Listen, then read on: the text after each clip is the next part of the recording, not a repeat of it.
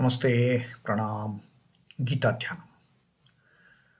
Om Parthaya Pratibodhitam Bhagavata Narayanena Swayam Vyasena Gratitam Purana Munina Madhye Mahabharatam Advaitam Ritavarshinim Bhagavatim Ashtadashadhyayinim Ambatva Manusandadhami Bhagavad Gite Bhavadveshinim.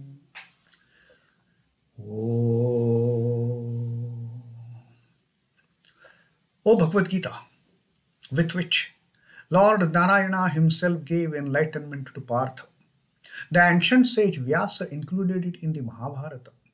O Goddess, showerer of the nectar-like knowledge of non-dualism contained in your 18 chapters, O my affectionate mother, the destroyer of rebirth, I meditate upon thee. Krishna Vandana. Vasudeva Sutam Devam Kansachanuramardanam Devaki Paramanandam Krishnam Vande Jagadgurum. Son of Vasudeva, the slayer of Kansa and Chanur, extreme delight for Mother Devaki, O Lord Krishna, the supreme teacher of the universe, my salutations to you. Srimad Bhagavad Gita, the Guna Traya Vibhag Yoga, 14th Adhyaya, and Sri Krishna is explaining to us all about this game that the three gunas are playing in our lives, and three gunas also determine the future lives that we are going to undertake. And earlier Sri Krishna told us that these gunas, whichever guna is dominant at the time of death, that determines which is the birth that this Jivatman is going to get next. If it is Sattva Guna in dominance, then the Jivatma is going to be born again under the circumstances which are conducive for a better spiritual growth, or further spiritual growth. Like Sri Ramakrishna said, Aage jao, go forward, go forward, go forward. So that is what happens when Sattva is dominant at the time of death. When Rajas is dominant, then the Jivatman will have to take birth in the family, which is conducive, which will provide the circumstances where that being has to slog. Remain active, do this activity, do that activity, because Rajas is associated with karma. So that is how will determine the future course of action for that Jivatman. When leaving the body, the Rajas is dominant. And what about Tamas? Tamas is, we all know, it is nothing but ignorance and darkness and delusion. So when Tamas is dominant at the time of death, although the person might have done many meritorious works earlier, but at the time of death, if Tamas is dominant, if all those that inertia, that negative feeling is dominant at the time of death, then the Jivatman, it cannot escape from getting born through a womb which is full of delusion, which is full of ignorance, and the circumstances of that next birth will keep the person ever deluded.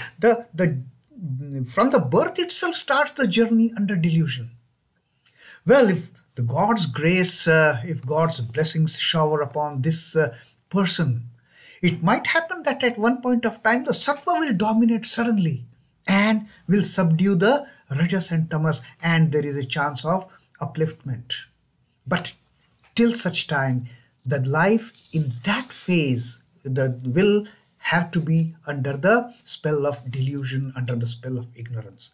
So these are the three gunas that determine the prominence of these. Whichever of the three gunas is uppermost in the mind at the time of death will determine the future course of action. So that is what Sri Krishna had told us in 14th and 15th verses of this Gunatraya Vibhaga Yoga. The last verse we read, the 16th verse that we read, Sri Krishna also gave us that at the time of performing any action, when, of course, we have to perform actions voluntarily, involuntarily, consciously, unconsciously, and while performing those actions, whichever guna is dominant, the sattva, rajas or tamas, that guna will determine the fruit of action. Just like the guna at the time of death will determine our future course of birth. While performing action, whichever guna is dominant, when we perform actions under the spell of a certain guna, that guna, that determines the fruit of action. Like next birth is the fruit of action of this life. So at the time of death, when we have sattva as dominant, we get a good birth. If we have rajas as dominant, we get a birth which is going to involve us in so many activities, good and bad. If tamas is dominant, then that is going to lead us, that is going to, the next birth is going to be fully under the delusion and ignorance and darkness. Same way, when we are performing actions in this life, whichever guna is dominant at that time of performing that action, because our actions are derived, they depend on the guna that is dominant in us at that point of time. If a person has sattva guna dominant, the end result will be different from that of dominant rajas or dominant tamas. So what is that? Sri Krishna is going to, he has already told us in the 16th shloka that karmanaha sukrutasyahu sattvikam nirmalam phalam. When the karma is done with sattva in ascendance, with sattva dominant, then the fruit of that action is nirmalam, nirmalam phalam. The purity, the purest and the holiest fruit that a person will get, the pure fruit will get accrued to his bag of kitty of karmas. So this is what happens when sattva is in dominance. Rajastu phalam dukkham. But the outcome of the action done with rajas as predominant, it can lead a person to pain, misery, grief, sorrow, unhappiness. These are all the negative connotations of the pairs of opposites that are attached with the rajas. And what happens to tamas? Ajñānaṃ tamasaha phalam. Like tamas is nothing but ignorance, the darkness. So the fruit of action when tamas is dominant in us, that fruit of action also is going to be a delusion, a darkness, ignorance. We are not going to get anything positive out of it. We are not going to get any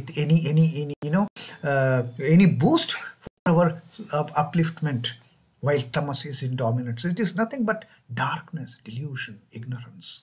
So this is what Krishna told us in the previous shloka about the effect of gunas on the fruit of actions that we are going to receive at the end of performing that action. Although Krishna has told us, don't focus about don't have the fruit as the goal when you are performing action. What is going to be the fruit of action? That we have to abide by. But then all the actions, they have inherent fruit attached to it. The Lord who is sitting there, He's watching each and every action that we are performing. And according to actions that we perform, we get suitable fruit, whether we like it or not. If we don't like the fruit, don't perform that action. It is as simple as that. So, Sri Krishna again is telling us that try to make it a habit of keeping sattva in the dominance, followed by rajas, and tamas the lowest. Unfortunately, we cannot eliminate any of these three gunas. They come together. They always come together as three sides of a triangle. Now, the 17th shlok that we are going to read, again Sri Krishna is summarizing that what each of the gunas is associated with. He has already told us this is kind of a repetition sort of for imbibing it on our minds. That this is what sattva does, this is what rajas does, this is what tamas does, so that we don't forget these attributes relate and their end results. So 17th shlok, sattvātsañjāyate jñānaṃ rajaso lobha evacha pramādamohau tamaso bhavato'jñānameva. With the sattva as a guna, sattva quality is always sanjayate. What comes out of sattva? What arises out of sattva gun? What bonds out of sattva gun is jñānaṃ. the knowledge, the enlightenment, the illumination, and the ultimately the liberation. The path of liberation, not the liberation, ultimately the knowledge to attain the liberation, the enlightenment to attain that moksha, the illumination to attain that nirvana, that comes through sattva guna. Sattvātsañjāyate jñānaṃ. Rajaso lobha evacha. And what happens with rajas? Rajas brings under its fold, rajas brings lobha. Lobha is greed, attachment. All the things that are binding us with this material life, with the worldly life, all those attachments and likings and longings and greed, they are the result of, they arise out of rajas. So these are the two clear outcomes that what sattva gives, what rajas gives. Sattva gives birth to sanjayate jñānaṃ. Rajas, what it gives? Rajas gives lobha, the greed, passion, the attachment, the unhealthy attachment also. Attachment both types. Healthy attachments, unhealthy attachments also. Possessiveness. All these things are result of rajas. And what about tamas? Tamas has got nothing significant contributory to liberation attached to it. Pramādamohau tamaso bhavato'jñānameva.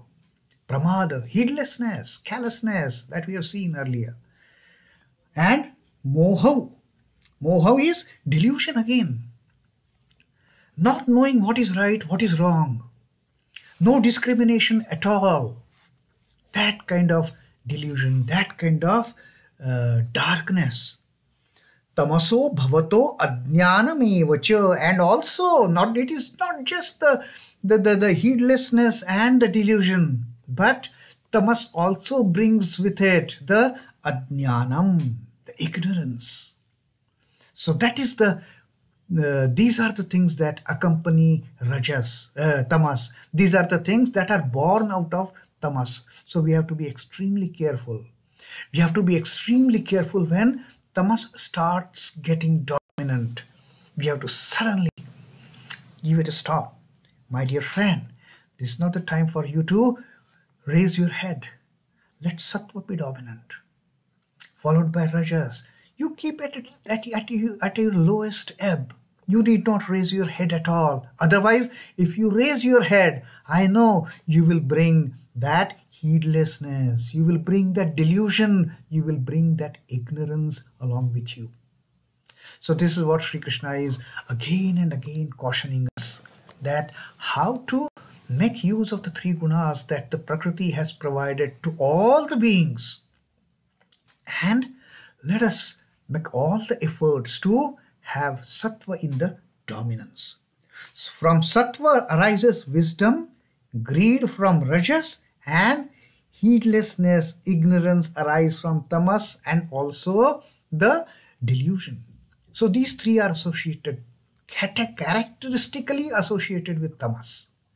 So let us keep these three things away from our lives, if at all we entertain the goal of progressing forward on the spiritual path and ultimately seeking the liberation, ultimately seeking the merging of this Jivatman with the Paramatman, ultimately seeking the union of the indweller in this cage of bone and flesh with that imperishable, that avyaya, that advaita, Paramatma, Parama Purusha.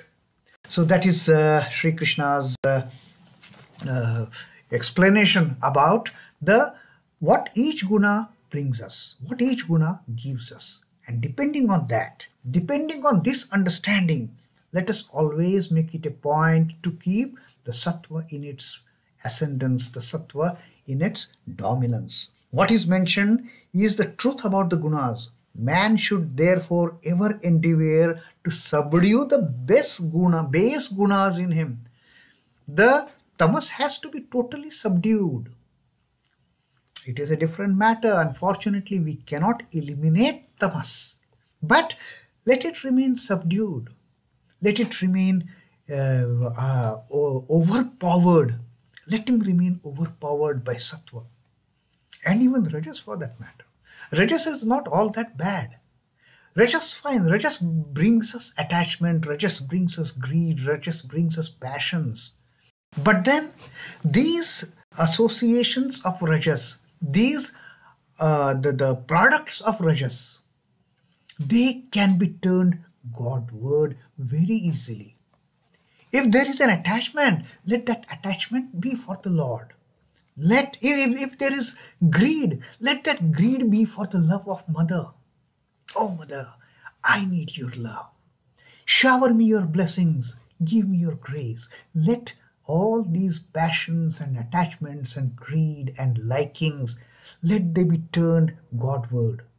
And that will help us in keeping this lowest of the qualities, the lowest of the gunas, the tamas, subdued.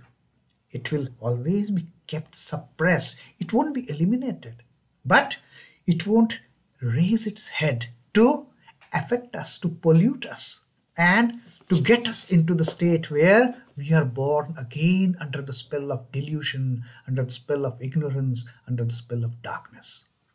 So this is Sri Krishna's repetitive, teaching to us that focus on the sattva, because sattva gets you good, rajas gets you attachment, and tamas gets you nothing but heedlessness, delusion, and also ignorance. Such a wonderful teaching of Sri Krishna. Let us try to assimilate that teaching in our day-to-day lives. Om Namo Bhagavate Vasudevaya.